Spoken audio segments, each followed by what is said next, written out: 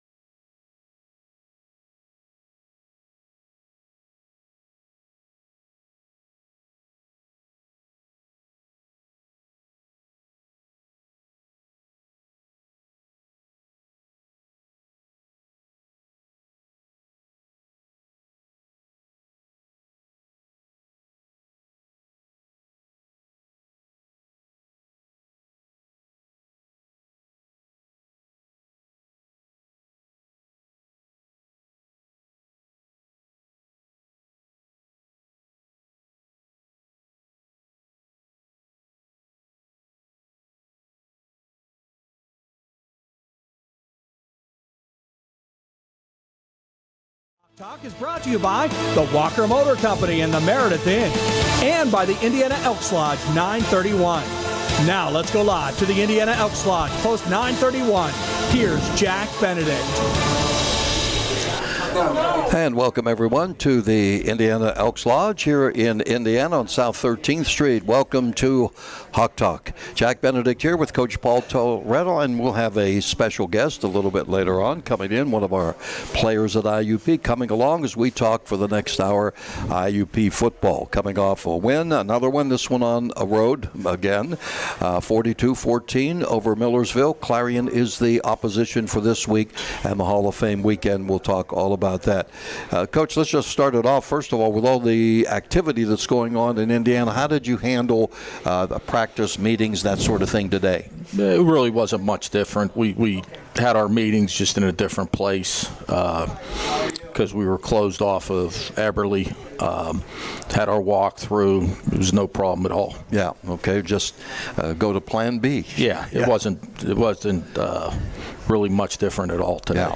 Let's talk about the Millersville game. I know that you had commented on our post-game show, too, where you didn't have all the yardage, you didn't have the first downs, you didn't have time of possession, but they turned it over so many times. Penalty yardage, that sort of thing, came away with I'd say a relatively easy victory. Give me an assessment of the victory at Millersville. Well, I think turnovers, we created 3 turnovers on defense that led to 21 points. And in our kicking game, we had over 169. I think we had 160 yards in returns, so that adds to your total offense. We had 120 on 3 kick returns and 40 on 1 punt return. So when you factor that in, plus the 3 turnovers that we got on defense, we didn't turn it over on offense. We cut down our penalties. We had the ball on their side of the 50, starting a lot of drives, twice on the 1. And our punter kept burying them where they had to go 80 yards or more, I think 6 of the 11 series that they had. So they had to drive the length of the field. We had to drive about, I think every touchdown we had except one was like 40-yard drive. We had a 23-yard drive, a 29-yard drive, 2 one-yard drives. So that was really, in a nutshell, the turnovers in our kicking game really kind of won the game for us in a pretty easy fashion. Yeah, we'll talk about special team players and special team a little bit later on here because they were a really big factor. Why were they able to run the football early in the game? Well, I think, we got the lead. We spent a lot of time this week trying to clean up our pass defense. So we were a little bit softer in the run. We didn't fit up some things the right way with their motion. We didn't use our extra defender in the box like we should. We just didn't, like I say, we didn't have it. We had it coordinated, we just didn't play it right. And they did a pretty good job in the run game. But again, when you get a bigger lead, you're not really up there. We were just concerned about giving up the big pass when we got a 28-0 lead. And then a lot of their runs came in the second half when we had the big lead. The opportunity for Nico Marchitelli to start with Karst out in practice during the week. Give me an evaluation of him and how he played. Yeah, he played well, but there were some things he missed. He not so much bad throws, just not seeing a couple things that were there that could have been big plays. Kind of assuming what the defense was doing instead of reading it, making decisions before it even played out. So, it's his 4th start as a quarterback. The other stuff has been in relief, so to speak. So he's still a young player that is getting better. But, young guys looking before the ball snap, they think they see something, and that's not really what it is. And can get you in trouble. Like the one throw into our sideline should have been a pick 6 for them. The corner rolled up, he didn't read it at all. And if the corner should have picked it and ran it for a touchdown, really. And on the play, we got a receiver running down the middle of the field wide open. He just before the ball was snapped, he was throwing the ball into the boundary to get the first down. It was 3rd and 5. We had been getting that all day. Well, eventually they're going to take away what we're getting. It's like we were throwing just the quick little now throws out there. Well, they got tired of us doing that, so they started rolling the corner up. And then same thing with our boundary pass game. They got tired of us just taking easy throws into the boundary, so they started tightening it up a little bit, and we got away with one, and we had to punt, but it really could have been a pick six. This week, other than as opposed to the first 2 weeks, you did force turnovers. You got the interception, you recovered a fumble, all of that sort of thing. That seems to be coming around. The other thing is you didn't have any turnovers. Well, we've only, in 3 games, knock on wood, we've only turned the ball over 1 time. If you tell me you're going to play 3 games and turn it over once, I'd say we're probably going to win all 3 games. Yeah. Mm-hmm. So right now we're, I believe, +4 in the turnover ratio. And, it was 3-0 on Saturday, and it led to 21. It was 21-0 off of turnovers. The other thing that you got with the early lead and so on was the pressure. 4 sacks in the game, too. And you had to, make some changes with personnel because of injuries early in the week. So you were putting pressure on him pretty good. Yeah, I mean, and then when you get a lead, they get kind of one-dimensional, and you may give up some runs that you normally wouldn't give up, but you're trading that for getting pressure on the quarterback and playing coverage. I mean, I believe we had 4 sacks, but we hit the quarterback 15 times. Not legally hit him.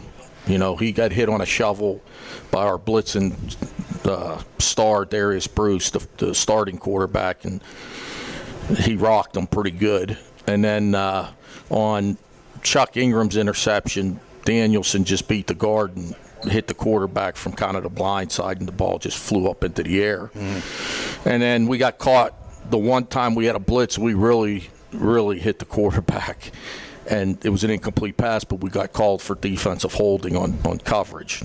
And that probably cost us 7 points, because then it would have been 4th and 11 after that play if we wouldn't have got called for holding. And you're going to hold a little bit in the secondary, but what we always say is, if you got the guy covered, why are you if you're getting beat, hold.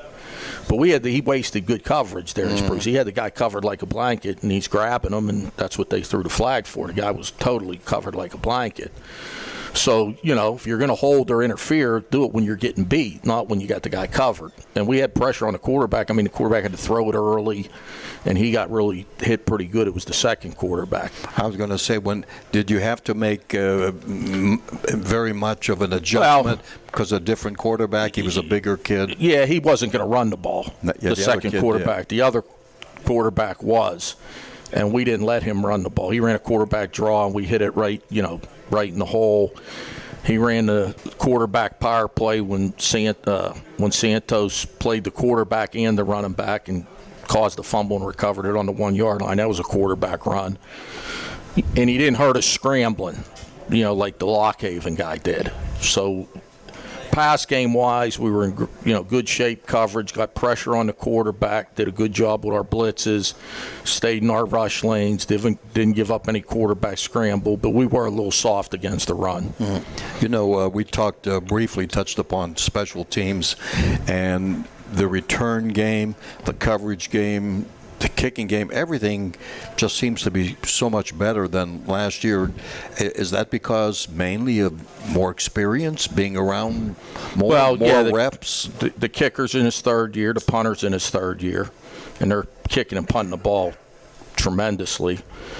Spittler, I think, was 42-yard average on 5 punts, and they were really high hang time that they couldn't even return them. They had the fair catch every one of them.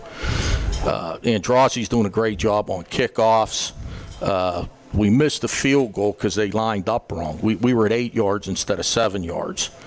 I don't know how that happened.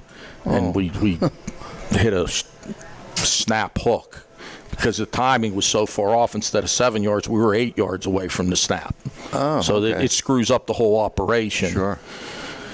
And, we did that, and they came off, and I'm like, what was that? And then before I could even get any answers, the first play we hit the quarterback, and we had the interception.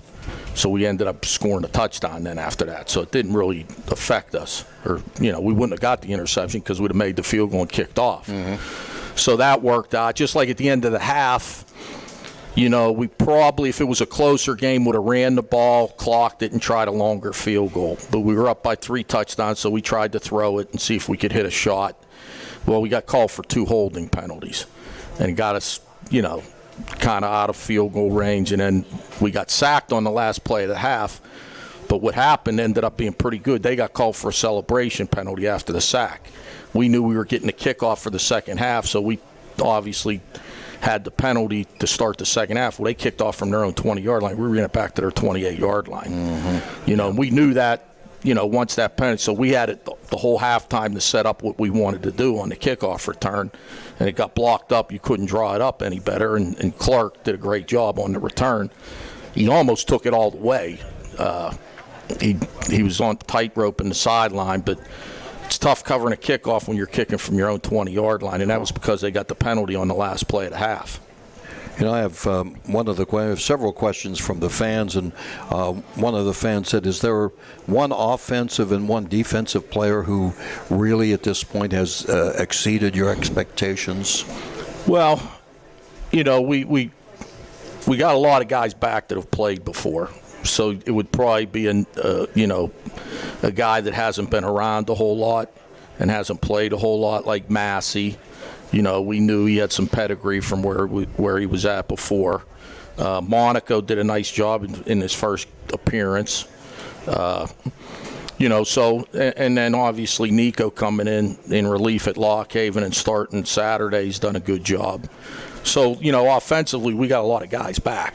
A lot of starters back. I think our receivers have done a really good job.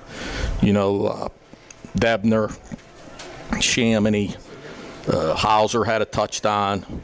Clark, they're picking it up since we lost Keenan Brown in preseason camp. And Massie got to camp late and had, just really wasn't even really ready to play in the opener. We played him, and he scored a touchdown, but he really wasn't even ready. He only practiced about a week and a half. And now he's starting to, he's in the flow of it now, and he's had a touchdown in every game, and he's caused some problems for the defense. Then on defense, the 2 freshmen, Wysocki and Goodwin, are really good for, they belong. Is just they're not at all worrying about things as they're not intimidated. No, they're not intimidated.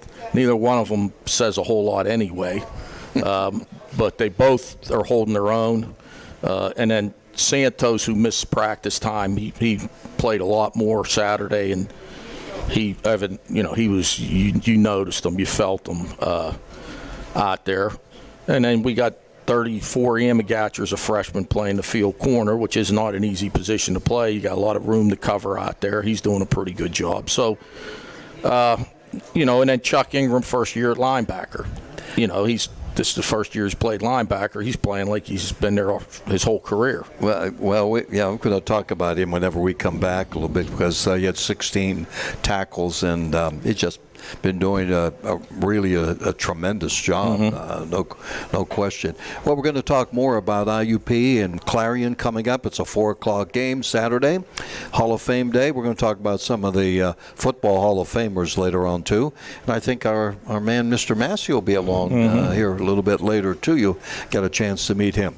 So we'll be back with Hawk Talk. We're at the Indiana Elks. Coach Tortorella, right after we take a timeout, U92.5 and U92radio.com.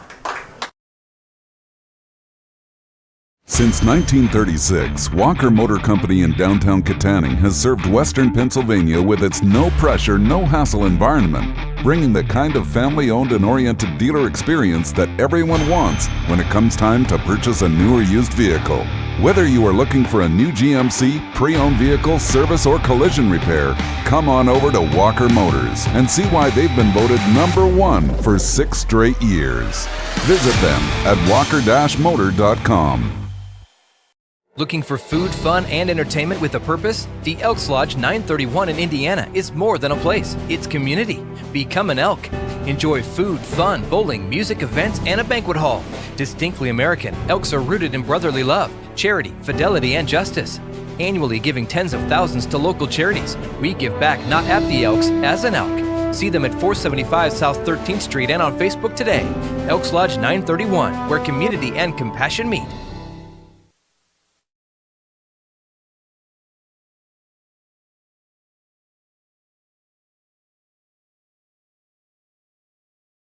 Jack Benedict back. Welcome back to Hawk Talk with Coach Paul Tortorella.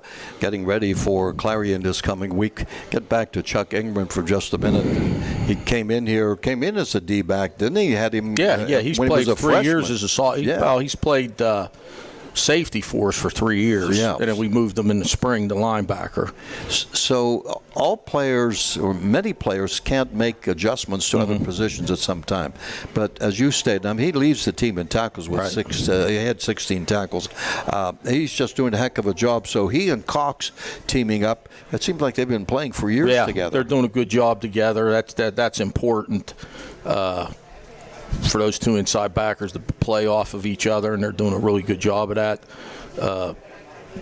We're kicking ourselves a little bit that we didn't move Chuck a year earlier to linebacker, to be honest with you.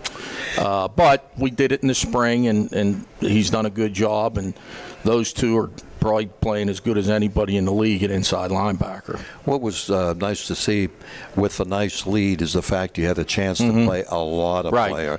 Maybe comment about some of them who came in. And, for those of us who attend a lot of practices and see them rep all the time, it was great to see them in the game. Yeah, like Tamir O'Neal, the freshman defensive back from Westinghouse. He hasn't even traveled the first 2 weeks of the season, so we traveled him this week against Millersville, and he got in there in the second half at free safety, and he was flying around pretty good. He made a bunch of tackles and was where he needed to be in coverage.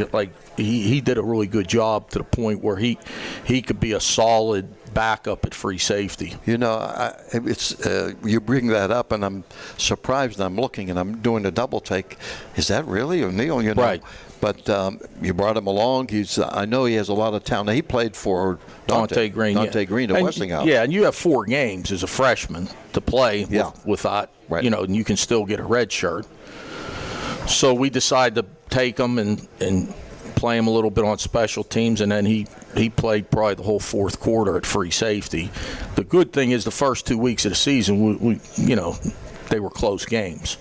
So our starters played most of the game. It was good to get our ones out pretty much midway through the third quarter because, you can accumulate so many plays, you get worn out a little bit. It's our third week on the road in a row. Our starters played a lot of plays in the first 2 games. So midway through the third quarter, I think it was 35-0. We pulled the first team offense and pretty much the first team defense and played with our twos, who were getting a lot of depth, unfortunately, because of injuries. That's when you had guys hurt, you're forced to play younger guys sooner than you really want to, but they get valuable experience. So, we had Strickland at linebacker. He had been out for a week with an injury, so he got to play and replace Cox. Jules Jeffries played inside, played a pretty good game at defensive tackle. He probably came into camp as the 5th guy inside, and now he's the 3rd guy because of injuries with Terrell Williams, and then we put a Kungu inside, and he got hurt. So Jules went from 5 to 3 very fast, and he played really good on Saturday. He did. Really good. So, and like I said, the Goodwin at defensive end is really coming on, and so we're getting better. But it was good to play some new secondary players, that we got in the game. Clax, Jeter, Barron, and got those starters out of there midway through the third quarter, which was good. And then the same thing at running back. Put Austin Kai in there at running back. We got Etheridge in at quarterback. couple of the younger wideouts played more. So it was good. And then we played our second offensive line, for a quarter and a half. And, everybody kind of gets frustrated and yelling on the sideline. But, they're still playing against Millersville's ones. Like, they're not taking their starters out. But we're fine with that. We think our twos can play against their ones. Mm-hmm. But, when we get 3 and out a couple series in a row, it can kind of get frustrating. But I think, too, you got to remember that they're guys that have – our guys, the 2-0 line hasn't played a whole lot, and they're playing against Millersville starters. Yeah, so you got to just – you got to temper your evaluation right then and there on the sideline. Like, just like pump the brakes a little bit, we'll be fine. We got Gampy in at tight end, redshirt freshman tight end. It's a great prospect for us. He got to play. He's the young man from Tyrone. Mm-hmm. So got a lot of guys in the game. Played. I think we traveled 58, and I think 55 guys played. The only guy, one of the guys was our third quarterback, Zach Hahn, who's a true freshman. We brought him because Karst was out. Right. So pretty much everybody played that made the trip. I was going to touch upon another question here by one of our fans. Said, beginning of the year you were concerned about the depth and size of the defensive line. So now after 3 games, how do you evaluate them? How do you think they've performed for you? I think for the first 2 weeks, our defensive front played great. And actually, I think they didn't play, like when you see 50 yards rushing, it really wasn't on our defensive line. It was more on a second level with the linebackers and the safeties not really fitting things up the way they had to. I'm thinking, wow, we got knocked off. We weren't in the gaps. We got reached. We got cut off with our 4-9 guys. That really wasn't the case. They actually didn't play very, and we're not the biggest. Jeffries gives us some height in there. Wysocki's short, but he weighs 295 pounds. Terrell's 265. He's not the biggest guy. Danielson's 270. He's not the biggest guy in the world either. But we do have some pretty good size at defensive end. Fazell, Goodwood, Mayo. Mayo played inside last year as a true freshman. He probably was playing out of position, but we had to use him there. He's really happy he's not in there. Now he's playing on the edge, which is a little bit easier. We've finally got to a point now. If we get every back on defense except Akungu, we're too deep, and we can play more players, even if the game's close. Especially if, I don't know if we're going to get any more 80-degree days, but who knows? Well, we've had 3 of them. It was warm. Yeah, and it was really hot and humid. Yeah. All 3 games have been really hot. Yeah. So we've I think we get our conditioning the way we practice. Like, we don't run after practice. We don't condition after practice. We condition during practice by how we practice. You're there.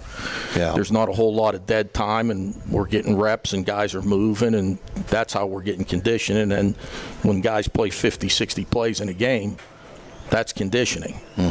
So we've kind of gone away from that in season, because guys are playing a lot of plays. That's getting conditioned in the way we practice.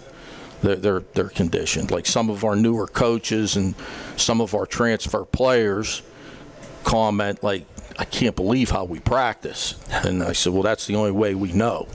We go good on good. We get a lot done in a short period of time, but there's no, pocket coaching and players standing around socializing. We're going for the iron 50 that we're out there.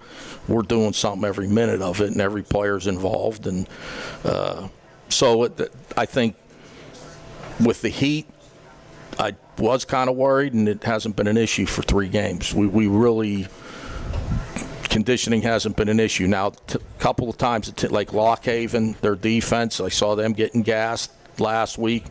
Millersville, both their offenses and defenses were getting gassed. So the conditioning kind of caught up with them. I did not see our guys struggling with it.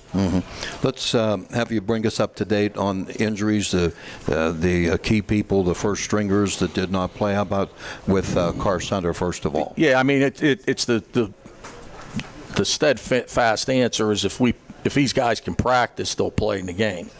So we're expecting to be able to get some guys back to practice and play. Probably the two guys that are the farthest away would be Adam Hauser and Ridley, but that's not like etched in stone. Like if they start to feel better this week and we can get them in practice, they will be available. Terrell Williams was kind of ready to play last week, but we just didn't use him. We got a big lead, and there was no sense in putting him in there. So he'll probably play this week for the first time. How about Laney? Laney will probably be okay. He'll probably play this week too. Randy Okungu's probably a week or two away. So we are getting healthier. The good thing was we didn't lose anybody during the game at Millersville. We played pretty physical. They had a bunch of guys unfortunately get hurt. Yeah. We were lucky that we just got dinged up a little bit with a couple guys, but nothing major. The other Randy Washington, I saw him afterwards. Right. He's progressing with the hand. He had the broken bone. Broken hand. Yep. He said about another week. Of course, Well, players say one thing, trainers say another. It's just got to fully heal, and then they'll put a cast on it, like a soft, smaller cast. And he could play that. He could play, but the problem is he's a running back. So that's the little bit of an issue with a cast. But he can help us on special teams because he's a pretty good special teams player, good tackler, former defensive player, was really good on the kickoff team in the past. So if we can get that thing healed this week and they can put a cast on it, he may be ready after this week to help us on special teams. Yeah. Let's see what else we have from here's one from a fan. He said send it along and ask the coach, scouting high school players, does that continue during the season or do you wait until the year is over? Well, it's like 6 1 half dozen the other. You kind of have an idea right now, guys, from when they were juniors, but the guys that we'd like to recruit are probably going to go higher. So you don't want to spin your wheels and spend all this time recruiting guys that you're not going to be able to get anyway. So we do our due diligence, but we really don't start heavily recruiting. Like we'll have guys in on visit. We're playing a game at home this weekend for the first time. We'll have guys visiting, unofficially and come to the game. But at the end of the day, we really can't make any major decisions in recruiting until after our season's over and after we see who's available to us. You don't want to spend all this time recruiting a guy and then here comes December and he's got 3 FCS offers. Well, you're wasting your time. So, and then the portal comes into play for certain positions. And you hope to keep all your own guys. So if you do that, you don't have to recruit. Like we got 20. Everybody talks about our 18 seniors. Well, we got 24 juniors too on the team, so we do have another big class coming back. And if we can keep everybody, which we've been fortunate enough to do, we will have a fairly big recruiting class. Unlike last year when we only had 8 seniors. Yeah. But you still got to be very patient and not overanalyze too soon because you really don't know. It's like one of the portal guys that we got that was going to come. He committed. He did. He in June told us he was going somewhere else. So you don't want to get into that. And then you recruit them, and then in December they love you and they say they're coming, but you can't sign them. And then in January, a FCS school comes in. We got the 3 locals. You got Mercyhurst now. You got Robert Morris, you got St. Francis, and you got Duquesne. Those are 4 FCS schools that have full scholarships. So all of a sudden, and this happens a lot, when we're recruiting a guy and people hear we're recruiting them, they start recruiting them. So the issue is, okay, well, IUP's recruiting them, and now Duquesne starts to recruit the guy. And they offer him a full scholarship. Well, we're not going to beat them on that. So it's... and the other Division II schools, it's fair game. We recruit against Slippery Rock, Cal, some of the East schools on guys out in Philly. But most of the local, within an hour and a half of here, we're recruiting against other Division II schools.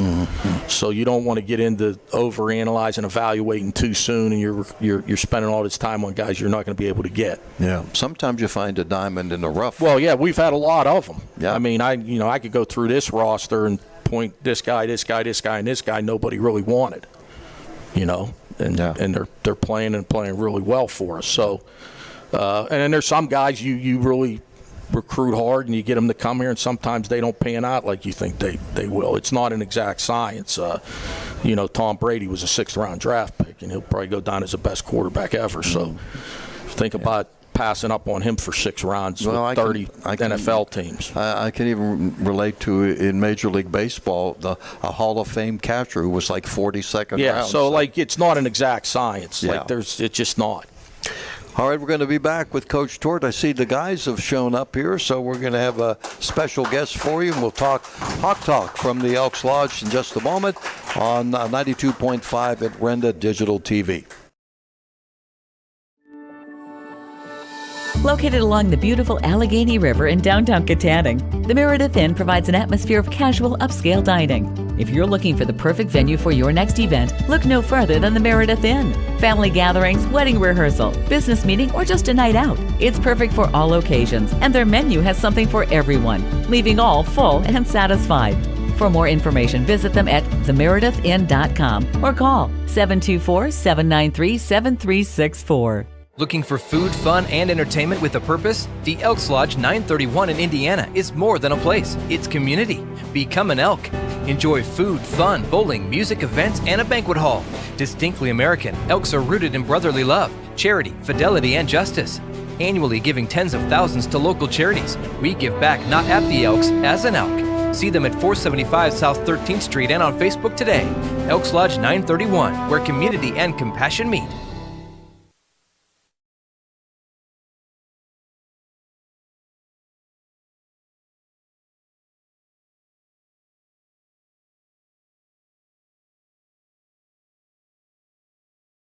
Coming to you from the Elks Lodge, and I see that the crowd has picked up since we started here this evening. Great to see you. You're always welcome. You don't have to be a member of the Elks Lodge to come and see our show. We're here Monday nights, 6 to 7 o'clock, and we're on YouTube and the whole bit. So come on by and visit with us, and we get, from time to time, Coach brings in a player. And we've got Maurice Massie with us right now. First of all, they call you Reese? Yes, they call me. Okay, I figured that. The first time I met this guy, he had just shown up, and so I tapped him on the shoulder. I said, I think I know who you are, because I've heard the background, But let me tell the folks a little bit about you, okay? And I won't embarrass you, because as somebody once said, if you can do it, it's not bragging. Yes, he's a redshirt junior out of St. Louis, Missouri. Played at a high school called Kirkwood. And prior to IUP, he had 45 catches for 619 yards and 4 touchdowns. Previously played at Southeastern Louisiana. That was 2022-23. 525 yards back in 2022. And the 2019, of course, nobody did anything during the 2020 season. Some of us did some stuff, but it wasn't sports related. Anyway, he played for Missouri. He appeared for Missouri in 4 games as a redshirt. And actually, coming out of high school, he was rated number 5 recruit in Missouri by Rivals.com. So that's some background on this young fellow who's started off pretty good career here so far. Tell us about why did you obviously you could have gone a lot of places. Why did you choose IUP? Well, for starters, once I got in contact with Coach Declan, it was kind of like the relationship we had starting it off. It was consistent, and it was like he was calling me a lot. So that's kind of where I felt like the best fit would have been. We had, like I said, we made a connection real quick, and that's kind of where I felt like I need to go. So did it matter to you because you were on a different level before? And, some players, they aspire to always play in Division I. They may look down on Division II or III. Did it really matter to you? So as you like I'm a redshirt junior, so I've been in the game for a while. You start to learn that it's more so where you're appreciated and you feel like you can add value and also be a part of a team and, come in and contribute. So once I talked to Declan and kind of got like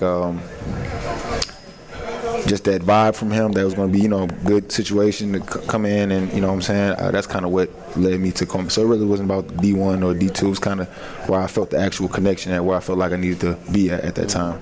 Did you do some research? Were you aware of IUP? Did you do some research on it? Of course, we can Google anybody now. Yeah, of course. So so as soon as I heard about IUP, I definitely went on internet, searched it up, looked it up, seen what was going on, and it was a lot of little things that led up. But like I said, the big part was the vibe that I was feeling, the connection I was feeling, and that's what led to me. That's where I needed to be. Some fans have talked about a player who's playing for the Jets now named Irv Charles. I'm sure you've heard this story because you have the structure that he had, and he had a big block the other night for the Jets and started at Penn State and ended up at IUP. All in all, those of us who've seen Charles and have seen you, I think that's a good thing going your way. What do you think about all that? I think, well, first of all, I appreciate me being compared to someone who's in the league and doing a good job out there. I recently have started to become a fan of that guy because I've been looking up, seeing him do things on the Jets. Kudos to him. Kudos to that guy. Okay. Coach, when did you first learn about Reese? Well,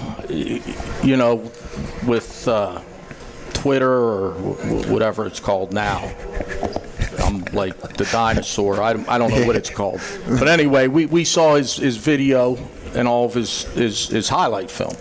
It's great because now anybody in the country you can watch. Like, we didn't know Maurice from, how do we know about a guy that's at Southeast Louisiana from the state of Missouri? Well, we know by watching his video. And it looked really, we were very, very impressed. So then we got to research it and see what the issue. He had a little bit of a knock on wood, a foot issue that really kind of, personally, I think if he doesn't hurt his foot, he probably stays there and lights it up at Southeast. The problem is he got hurt and fell behind, and then there was, a couple other guys probably got in front of him because he was hurt and couldn't play. True. I don't know the situation for sure, but I would think that if he didn't get hurt and he didn't hurt his foot, he wouldn't be here. So sometimes glass half full, glass half empty. Yep. The negative is he got hurt, but the positive is he found us, we found him. Coach Peer, was relentless recruiting him, calling me every day. Have you talked to Maurice? Have you called Maurice? Have you texted Maurice? And we just, this was a long process because he was still trying to graduate. He's a graduate, so he graduated from Southeast Louisiana, but he had to take a class that went all the way up to August 1st. Yep. So it wasn't this was a long process that we just had to stay patient. He was great. Usually over a long period of time when you're dealing with somebody from far away, there's couple clues that come up that you think, this guy, maybe he's really not that interested. But it was never like that. We said, hey, Maurice, you've got to get this transcript. Boom. Maurice gets the transcript. Maurice, we need something from your doctor about your surgery. Boom. The stuff gets sent to Mark. There was never he did everything we asked. Yeah, no hesitation. The football point, it was a no-brainer. That had nothing to do with this. It was just being able to get him graduated, get him healthy, because he was on a pitch count in the first game against Ashland. We only played him 15 plays because he still wasn't 100% yet, So it was worth, sometimes you do all this and it doesn't pan out the way you want it to. This has worked out tremendously, and it was his patience and kind of our staying on it. We're eventually, I can remember Declan and myself telling him, hey, look, it's going to work out. It's going to be a while. We got to get, you're going to graduate. You'll be a grad transfer. We got to get your credits transferred. We got to do, all that stuff that I don't really like dealing with, but if you want to get players, you got to do it. Mm-hmm. And eventually we got everything we needed. He finally, finished the class he needed, got his degree, graduated from there. And then, the other thing is we said, when can you get here? and like we're thinking, well, he's gonna, try to get a flight, and maybe he'll get here in 10 days. Like he had a flight ready to go in 2 days. We were like, you don't waste any time. Yeah, like he wanted to come, and we couldn't even have him come yet because he wasn't cleared. Oh yeah. Yeah. Even though he had already graduated, we had to get everything here so he could get admitted into continuing education and his postgraduate work. Yeah. Like he was like wanted to be here that day, and we just said pump the brakes. We're going to get this done, but once we do get it done, get here as fast as you can. And like he was here in 2 days. Yeah. I was going to ask Coach this, but I'll ask you directly. Do you feel that you're coming into your own? How far away are you from what somebody would say 100%? Because what we've seen so far, we could see your progression from the first game now through the third game. Where do you feel you are? Well, I feel good. I don't know to put a percent on that, but I feel great. And every day I step out there, practice, and be with the teammates and get a little more courage, a little more confidence. I just start feeling better and better and better. So. It seems as though that you guys, I see that Sabo's here That's too. my dog. Yeah, another wide out, Mr. Campbell. So that you guys seem to get along real well. So did some of the older guys help you in kind of an indoctrination of what this IUP football thing is all about? Yeah, like I said, when I first came in, it was like the vibes and the energy I was getting. It was all positive energy, so it was easy to reciprocate the energy as well. So when I got around the guys, they told me what it is, what it's not, and that built our relationship. It's nice to have a receiver that's 6'4", isn't it? Well, a lot of times Division II, you don't see as many. These guys will hear me say it a lot, whether they're on offense or defense. Big man beats little man every time. Well, I can see so that. So if we're throwing a fade to him and he's 6'4" and the DB's 5'10", we should win. Yeah. And I say that about other teams we play. We don't really want to press a 6'3" wide out when our corner's only 5'11". We don't want to do that. So we try to not do that on defense, but if we get teams that do it against us, that's where we're going to win the one-on-one. And the other thing now that I'm sure he's always done it in his career, but now he's yardage after the catch. Because I told him, I said, you're 6'4", 215, 220 pounds. You're not easy to tackle. So, like, Saturday, he caught a 5-yard now pass, ran for 9 yards, stiff-armed the guy, and the guy had to face mask him to make the tackle. So that little pass ended up being 9, 5, 14, plus 15. I'm not a math major, but that little pass ended up being a 29-yard gain because of the yardage after the catch and then the penalty that he drew. So he's got long arms, so like he can stiff arm guys. That's kind of like Irv used to do that too. Yeah. Like he was hard to bring down because he had long arms, and he would put the ball away, which we got him doing now because he likes to NFL Network it with the ball carriage, which Frazier was doing it on the punt return Saturday. We got to get it cleaned up, but we're expecting him to catch 5, 6, 7 passes a game, but it's the yardage after the catch that big guys aren't easy to tackle either. Yeah. I had just briefly mentioned this to you at the practice one day. The touchdown that you caught, the officials standing right there, they had to confer and everything else. We're waiting, like, okay, we know this is a touchdown. Yeah. What are they waiting for? Yeah. Maybe recall how you made that catch, how you scored. Well, shout out Carson, QB, threw the ball. He put the ball in a place where only I could really get it. So once I went up and got it, I tried to put my feet down as good as I can and waited for the ref to say what I already knew it was, touchdown. I always like to ask players that have played on other levels about the comparison. At one time it was always called small college football. It's not small college anymore, as we know. There's so many players that from the Division 2s, 3s, and whatever that end up in the pros. But how do you make a comparison? Can you at all about the players that you're playing with? Granted, only 3 games you're playing against compared to what you've seen in the past. It's really not that much of football is football. You know what I'm saying? Really not that much of a difference. If you get down to critiquing the thing, but at the end of the day, you got to go out there, you got to play football from play 1 to play 0. So at the end of the day, it's really the same. Honestly, it's just, you know what I'm saying, what they put on it, the name they have around their name, but it's really the same. Football is football. You got to score to win games. You got to stop to win, you know, so. Blocking and tackling. Blocking and tackling is football. Now, do you have another year? I do have another year, yes, sir. Okay. Yes, sir. Oh, that's good to hear, too, because, you know, we're talking about graduates. Anymore, it's hard to say. Players play 4, 5, 6 years. Right. And it's all different backgrounds that we see. And I think what's shown here in the first 3 games, we're a very older team. You know, we've got a lot of older guys that are juniors and seniors, but they're not third-year juniors and fourth-year seniors, because when you throw COVID in there, that's an extra year. Mm-hmm. And if you have an injury, that adds another year. You know, like Cotman's in his 6th year, he had a medical. You know, Karst was, you know, these guys have all went through COVID at the beginning of it, so they're all older seniors and juniors. But, well, the thing that, you know, jump into what you said about this level and what you're playing against, I mean, I'll bet you there's a lot of FCS schools out there that don't got 2 guys playing on Sundays like we do. You know, Tillman had 2 sacks on Sunday for the Broncos, and Irv, I saw him playing Thursday night. He got a 15-yard penalty, and the head coach was ready to kill him. I've been there, done that with him a few times, but he'll learn his lesson, because it probably cost him a little bit of money. He may have got fined a little bit. We never could fine him. But he's very intense, and he's very physical and aggressive, and sometimes it gets the better of him. But that's what makes him so good on those special teams.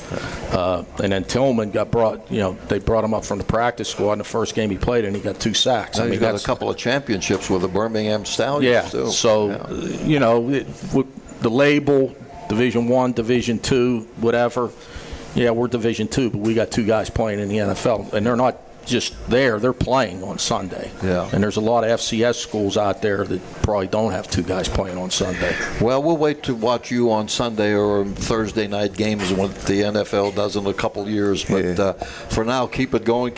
Stay healthy, and you had a chance to finally get a home game. You don't even know what that's about, do you? I'm excited. I'm very excited. You excited for it? Yes, sir. All right. Well, good. So maybe now, where's your family living in Missouri? Where, Louisiana, or where? So I'm a St. Louis native. I'm from St. Louis. But my family, they reside in Dallas, Texas, really. So they're all in the Texas area. Yeah. All right. Well, they'll be listening or watching wherever they are. Yes, sir. Thanks for coming by. Appreciate the coach bringing you on. Yes, sir. Thank you for having me. That's Reese. All right. Maurice, he's trying to get our ratings.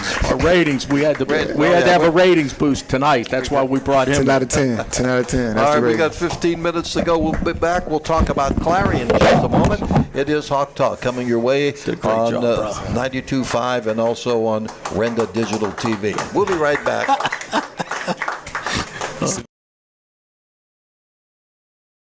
Since 1936, Walker Motor Company in downtown Katanning has served Western Pennsylvania with its no-pressure, no-hassle environment, bringing the kind of family-owned and oriented dealer experience that everyone wants when it comes time to purchase a new or used vehicle.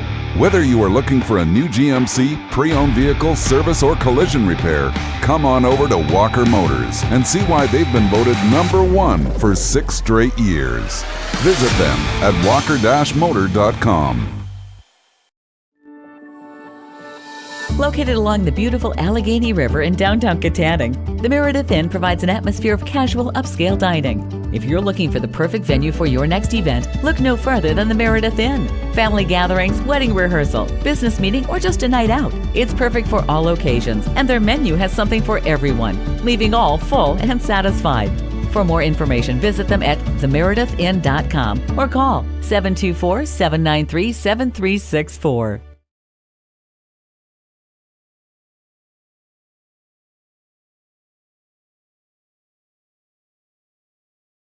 Segment here of Hawk Talk, and thanks to Mr. Massie for coming by, outstanding player, and he'll be fun to watch on Saturday against Clarion. Okay, Clarion we'll talk about them, but they come into the game with a 2-2 record. They gave Shepherd a battle. Should have won the Shippensburg game. How the heck did that thing end? Somebody was going for a touchdown and they fumbled the ball, or what was that all about? We were traveling to Lock Haven in the bus that day, and I I was trying to watch and it froze up, but they were up 21-7. And then Shippensburg came back and took a 24-21 lead. Clarion hit a deep pass. Guy was running for the touchdown with like 20 seconds to go. Shippensburg guy from behind punched the ball out. Shippensburg recovered in the end zone to win the game 24-21. So they were up 21-7, so that's probably one that they let get away. Okay, and then you see the Shepherd game, and it ended up, I think, 27-9. But what you don't know is the score is 14-9 with 6 minutes to go in the game, and Clarion throws a pick six for a touchdown to make it 21-9. And then they throw a pick six for another touchdown on the last play of the game on Shepherd's 30-yard line. So that's a 14-9 game with Clarion with the ball with 5 minutes to go at Shepherd and a chance to win. So they're 2-2, but they very easily could be 3-1. They're really good defense. They're really good on defense. Very sound, play hard. Ray Monaco, who their head coach, is a defensive guy. They're very well coached. They're really good on defense. They play a lot of guys, too, so they keep them fresh. Offensively, they have a little bit of a different style offense with a lot of jet motion and fly motion. And what they do is unorthodox, but they're really good at it. Where you got to try – the best way to play against them is to get a lead, because they want to play with the lead with their offense, and they're really good on defense. So it's important that you first two games they got the lead, they won. The third game they had the lead, and 95% of the time they're going to hold on and win that game. And then at Shepherd it was a one-score game the whole game. But to when you play them, you got to try to play with the lead, because their offense, they try to feel like we think our time of possession was really good the first 2 weeks. They hold on to the ball. They try to possess the ball and keep their defense off the field. So it's important that you can get a lead on them and make them kind of one-dimensional, because if they're not one-dimensional, they can hurt you with the type of offense they run. Ray Monica graduated from North Alabama in 1990. Sounds familiar, huh? North Alabama, 1990. Yeah, and I think he was on that staff too with Bobby Wallace when they beat us in the one national championship game. I think he was the defensive coordinator in '93 or whatever that other year was. 93. 93. Yeah, he was the defensive coordinator. So he obviously knew a lot about it. And then he had a great career coaching at Kutztown. Yeah, did a great job, turned that program around, and now they're really a great program in the East, and Coach Clements does a great job there at Kutztown now. But Ray's a old school, really good guy, really good football coach, defensive guy. They're solid on defense. They don't they're not going to give you anything. They're not going to let a guy just run free and be wide open. They're not going to not have gap control in the run game. They're going to contain. They're going to leverage the ball. Very impressed with their defense. Watched them against Millersville. Watched them against Shepherd. And to watch them against Shippensburg from this year. And then last year they gave us some fits too. Yeah. We luckily took the game over and got the lead and forced them to have to throw the ball. They don't want to get in a just pass and not run their offense. But they're if I had to say out of all the teams that I've seen so far on video, their defense is probably the most improved unit out of all the teams we've played so far. It's interesting. One of the fans wanted to know, how do you, and this is kind of a common question when you have a team, Slippery Rock, that's next after Clarion, how do you say, you got to focus on this game? Is it a little easier? The fact is that we haven't played a home game. It's Hall of Fame Day, all that sort of thing. I know you play well on the road, but it's nice to play home once in a while. Well, yeah, we got to start playing better at home. We don't really. We could be playing the Steelers in 2 weeks. We don't even think about that. We have 10 games on our schedule. We call it 10 one-game seasons. So we're in our fourth one-game season, and it's Clarion. You know, there were times in some years, and I used to joke with you and laugh, I was like, I didn't even know who we were playing. Like, who are we playing next week? Well, obviously, if it's Slippery Rock, you just kind of realize that. But, like, they're the last. We aren't worried about that. We're worried about Clarion because they're 2-2, could be 3-1. They obviously play a tough. Shepherd's a tough place to play.